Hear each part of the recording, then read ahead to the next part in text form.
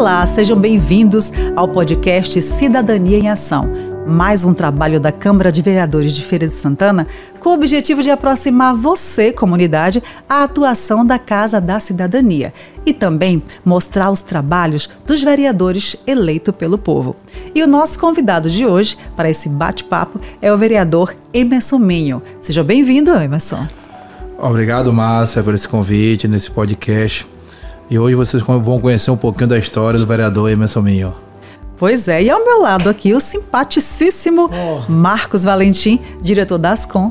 Opa, olá minha amiga Márcia, olá Minho, um prazer falar com vocês mais uma vez. Estamos nós aqui para falar de cidadania no podcast da Câmara Municipal de Feira de Santana.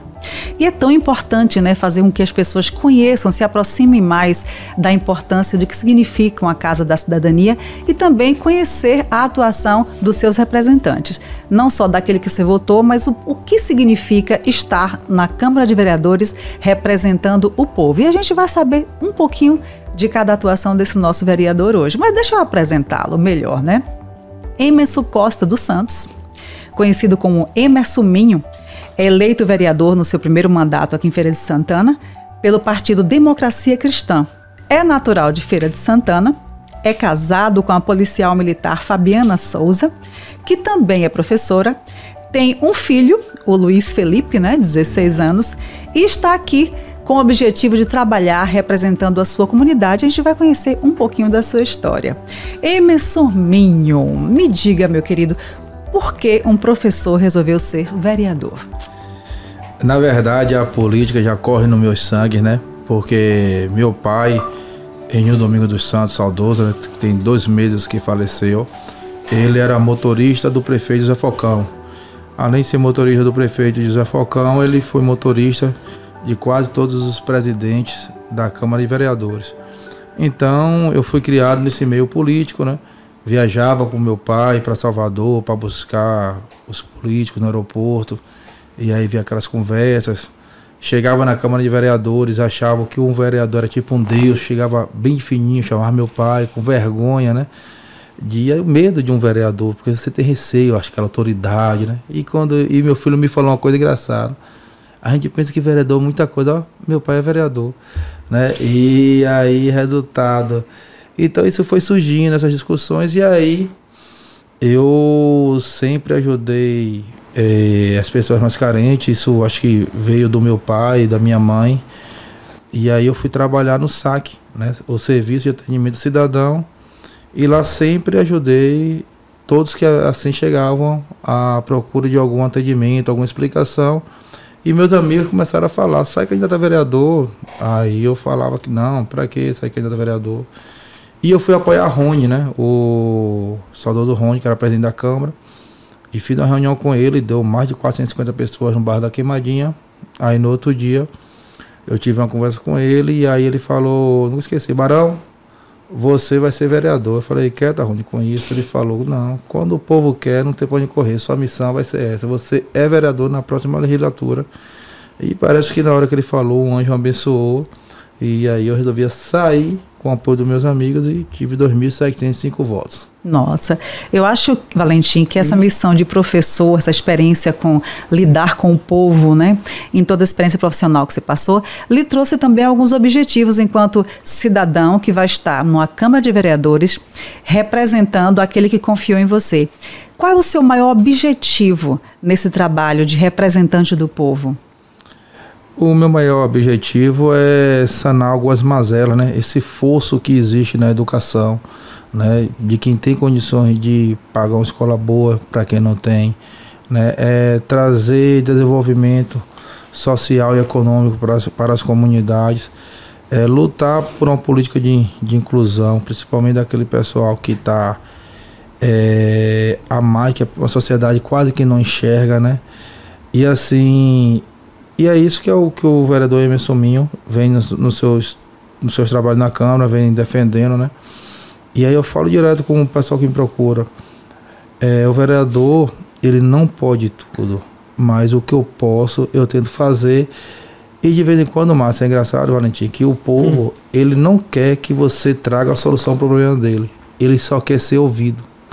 E nessa correria do mundo moderno, ninguém para ouvir. De vez em quando eu tenho um escritório político na Queimadinha, que eu fico lá atendendo o povo de diversos bairros. E aí tem coisas que os assessores estão por lá, e aí eu falo, rapaz, atende aí, não, mas quer falar com você. Quando eu chego lá, é simples um desabafo. E aí no final a própria pessoa fala, eu sei que isso não dá para resolver, mas eu queria lhe contar. Então assim, que eles veem o vereador, carência, não é verdade, né? O vereador como uma pessoa assim, extraordinária, né? Então quando você para ouvir, que ele fala assim, pô, uma pessoa tão, para eles, tão importante para ouvi-lo, né? Já é um acalento muito grande. Se você vai conseguir resolver o problema dele ou não, é outra situação. Mas é isso que nós fazemos, né? Nós ouvimos, nós colocamos projetos na Câmara, nós tentamos, né, ajudar o Legislativo de Feira de Santana a trazer melhorias para a nossa comunidade. E um detalhe, Márcia, o Minho, primeiro mandato dele, ele se torna presidente da Comissão de Saúde e Assistência Social e Desporto da Câmara Municipal de Feira de Santana. Essa comissão é de suma importância.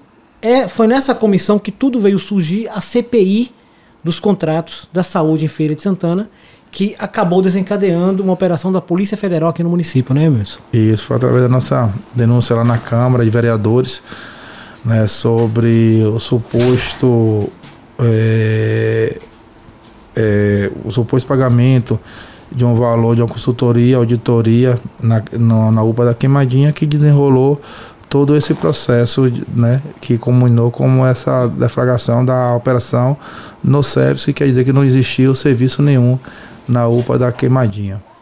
Olha como é importante que a comunidade entenda a atuação e o papel de um vereador. Que o papel do vereador não é só, como você falou, as pessoas confundem às vezes com assistencialismo, mas é o de fiscalização que é o papel principal. E olha a importância do seu olhar fiscalizador com a sua comunidade dentro de um órgão que serve a toda uma cidade. É extremamente importante que o povo esteja atento para que os seus vereadores tenham esse olhar realmente de fiscalizador, porque é muita mazela, como você falou, mas é muita coisa errada também que acontece. E se o vereador não tiver realmente com esse olhar de responsabilidade social dentro da sua cidade, muitas coisas passam despercebidas, não é, Valentim? Com certeza. E o detalhe, as informações que são colhidas pela Comissão de Saúde, passa também pela ouvidoria. Temos um ouvidor na Câmara que recebe algumas informações, né, algumas denúncias, que passa para as comissões, no caso da Comissão do Minho, a Comissão de Saúde, Assistência Social e Desporto.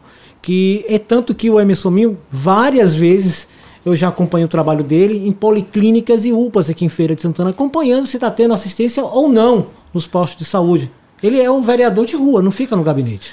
Tivemos um exemplo mesmo no posto da Queimadinha, que uma senhora, ela já tinha ido lá 3 vezes marcar um exame, 6 vezes, e não conseguia.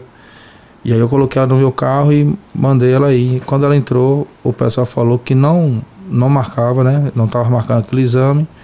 E eu tinha conversado com a gerente do posto, e ela falou que os exames que não estavam sendo marcados lá, porque estava sem internet, né? Estava sem internet para marcar, eles pegavam e iam marcavam na secretaria.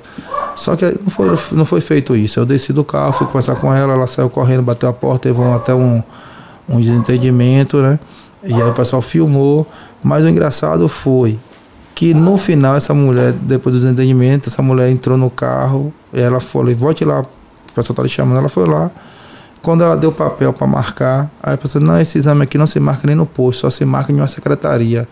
É diretamente na secretaria, não é nem a gente, tem que ir para a secretaria. Aí eu falei, quer dizer que ela fez 6 vezes aqui, olhar e falava, não se marca. Não tinha nem esse cuidado, né, de a informação adequada ao cidadão. Adequada, que gerou todo esse constrangimento. Então, né, e às vezes nem sabe que a pessoa às vezes não tem dinheiro nem para o transporte, né, para ir tantas vezes. Isso, então assim, a empatia de algumas pessoas que estão na função de funcionário público é complicado.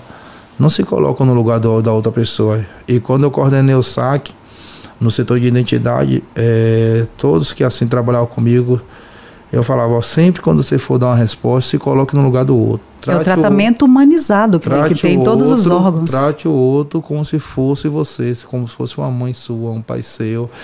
E aí sim, as respostas vão vir. E assim que eu lido com a minha equipe de trabalho, né, eu já tive alguns desentendimentos, porque vieram me dar queixa, né? tem uma menina mesmo que trabalha comigo, e aí ela falou de uma forma ruim com a pessoa.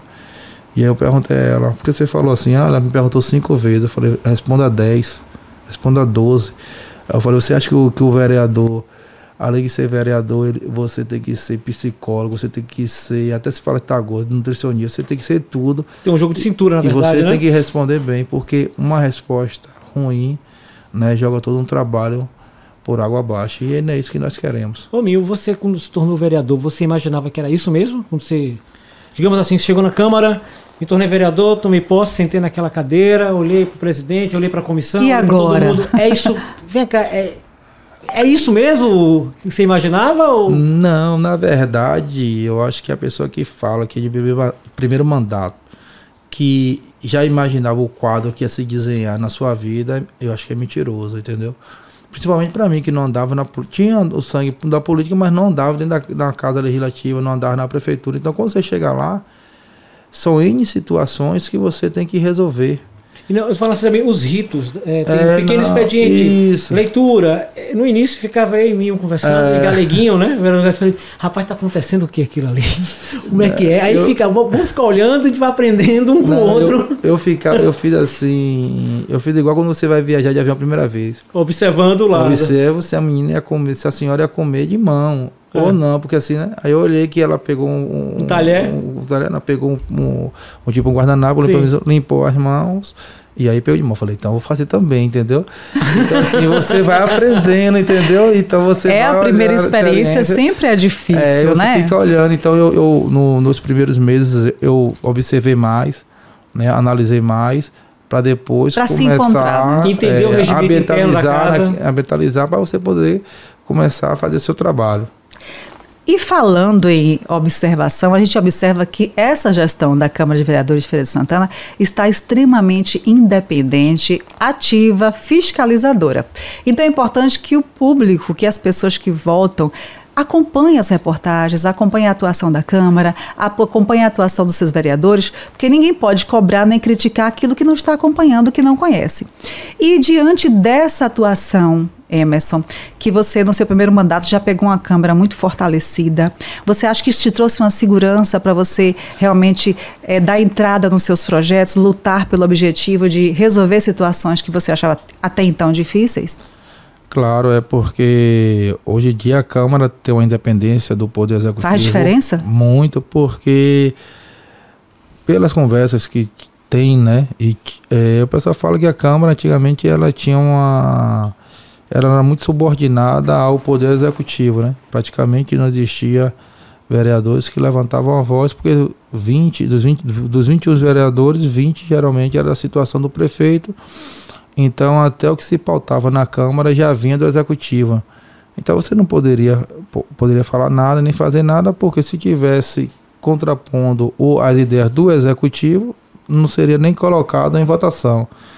Já essa Câmara não, essa Câmara é uma Câmara que nós temos o livre acesso ao presidente, nós colocamos nossos projetos, né, nós debatemos, o Executivo, ele tem um projeto dele, e quando ele chega na Câmara, nós vemos o que é melhor para a cidade de Feira de Santana. Um exemplo disso agora é o projeto que o prefeito, de 240 milhões que ele está pedindo um empréstimo à Câmara de Vereadores, e que não se tem nem projeto, né? Eu já debati isso na Câmara, já falei, né? Como você pede um dinheiro se você não tem um projeto ainda? Se não foi ninguém lá, os secretários das pastas, falar como vai ser o projeto, como vai ser elaborado, e como é que já tem esse valor de 240 milhões. Ele, por exemplo, eu sou da Queimadinha, né? Eu nasci no Jardim Cruzeiro e fui na Queimadinha. Aí no layout, na propaganda que ele botou na televisão, você via 5 quadras na Queimadinha, campos, futebol, tudo. Aí o pessoal me falou, vereador, em minha casa, eu falei, tem o que sua casa? Eu comprei um piso, eu boto no piso ou não boto? Eu falei, por quê? Porque vai sair, eu quero a resposta do senhor. Eu falei, não tenho resposta porque não tem projeto. Eu falei, você acha que vai acontecer isso? Eu falo sinceramente, não. Porque a gente não tem a resposta, se vai indenizar, se as casas vão sair, se vão sair, qual vai ser o perímetro que vai ser construído, qual vai ser o perímetro que vai ser usado para o espelho d'água, como vai ter o saneamento básico, não vai ter, qual vai ser as ruas. Isso é um projeto. Então esse projeto não chegou na mão da Câmara, simplesmente quase um ofício dizendo que queriam um valor de 240 milhões. Outra hora, né, como foi do BRT, provavelmente chegou dessa mesma forma, sem nenhum tipo de projeto, e foi aprovado, né, porque a Câmara não tinha sua dependência. Já essa não, essa aí parou, vamos sentar, vamos ver, vai ser gasta onde, como é que gasta, e outra. E a 250 milhões, ele fala em praticamente 10 obras, mas não especifica o valor de cada obra. Então você pode começar uma duplicação da Artemia Pires, que eu sou contra, e falar que gastou dinheiro todo lá e as outras obras ficarem sem fazer, porque não estipulou o valor de cada obra. E aqui esse vereador mesmo aqui, questionei lá na tribuna que a Artemia Pires era muito mais fácil fazer uma via única do que você duplicar, já que aquela avenida começou de uma forma errada, né? Os condomínios não tem recuo nenhum, e como é que vai fazer a duplicação de um condomínio de uma rua daquela? A gente perguntou e não teve resposta. Como é que vamos aprovar? Outra hora poderia ser que essa Câmara de Vereadores, se fosse como as câmaras de vereadores antigas que tiveram em Feira de Santana, já tinham assinado, já tinham endividado a prefeitura, a prefeitura, o município, e aí não ter o sucesso desejado, como foi esse BRT que aconteceu aí na cidade de Feira de Santana. Vereador Emerson, já estamos terminando o nosso podcast, mas eu queria que você fechasse falando sobre qual o projeto que você já fez que é de extrema importância, que assim você considera o mais importante do seu primeiro mandato, ou algum que ainda irá realizar, que seria realmente um grande sonho e traria grandes benefícios para o povo. Eu fiz 2 projetos, né, que eu fui na época da pandemia. O primeiro foi das barreiras transparentes nos ônibus, o uso de álcool em gel e aferidor de temperaturas, um projeto de minha autoria, onde ele separava os motoristas e os cobradores com barreiras transparentes, né, da população, para evitar a contaminação. Né? Isso, nós fizemos esse projeto, aprovado na Câmara de Vereadores, sancionado, promulgado, porque o prefeito não sancionou essa briga política também, que eu acho assim um pouco estranho, que eu não sabia que poderia acontecer. E engraçado que aí vai o secretário e fala que a Prefeitura de Feira de Santana sai na frente com as barreiras transparentes, né, que visam, né, a proteção dos motoristas e cobradores. Projeto igual ao meu, e aí eu... Por conta da pandemia, né? Pela pandemia. Isso. Depois nós fizemos o projeto pós-Covid, que é o Centro de Reabilitação pós-Covid, um projeto que eu enviei para vários estados e deu ao secretário no tempo, Marcelo Brito, né, o projeto. Ele desdenhou e falou que não sabia quais seriam as sequelas, né, que poderiam ter da Covid. Eu falei, eu não sei quais são as sequelas, mas as mais comuns são cardiorrespiratórias, porque eu estava indo nos hospitais, estava conversando com o povo, e bote um centro de reabilitação pós-Covid, principalmente começando com a parte cardiorrespiratória e com psicólogo, porque muita gente tinha medo, não de morrer da pandemia da Covid, mas de levar a doença e morrer uma pessoa querida, né? Um pai ou uma mãe, e ficar com aquela culpa, ou senão de você perder emprego. Então essas doenças aí. E a própria pandemia, né? O isolamento trouxe sequelas emocionais. Da mente. E aí eu falei, bote um psicólogo, psiquiatra e cardio, e pessoas, né, que tem de cardiovascular, os médicos. Ele não aceitou, né? E então eu deixei o projeto na mão dele, e aí nós transformamos em um projeto de lei, visto que gastava, né? Então a gente não poderia ter feito isso, mas como nós fizemos uma suplementação orçamentária, onde o prefeito podia gastar a verba como quisesse, então eu provei de onde que vinha o dinheiro, e aí esse projeto foi aprovado na Câmara de Vereadores, e também o prefeito não sancionou, teve que ser promulgado pelo presidente. E logo em seguida surgiu o Centro de Reabilitação pós-Covid.